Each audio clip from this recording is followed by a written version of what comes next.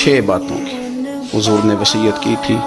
سب سے پہلے حضور نے فرمایا تھا ابو ذر مسکینوں سے محبت کرتے رہنا۔ دوسرا نبی پاک صلی اللہ علیہ وسلم نے فرمایا تھا جب بھی دیکھنا نیچے والوں کو دیکھنا، اوپر والوں کو نہ دیکھنا، مالداروں جاگیرداروں پہ توجہ نہ کرنا، ذہن خراب ہوگا، نیچے دیکھنا، غریبوں کی طرف توجہ رکھنا۔ تیسرے نمبر پر نبی پاک صلی اللہ علیہ وسلم نے فرمایا تھا ہر حال میں حق بات کہنا اگرچہ وہ کڑوی ہو۔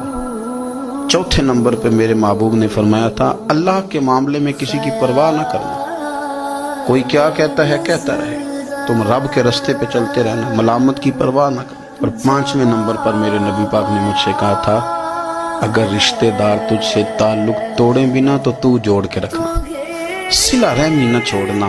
اور 6 نمبر پر حضور نے فرمایا تھا اللہ کے عرش کے خزانوں میں سے خزانہ ہے لا حول ولا قوت الا باللہ العلی العظیم۔ حضور نے فرمایا اسے پڑھتے رہنا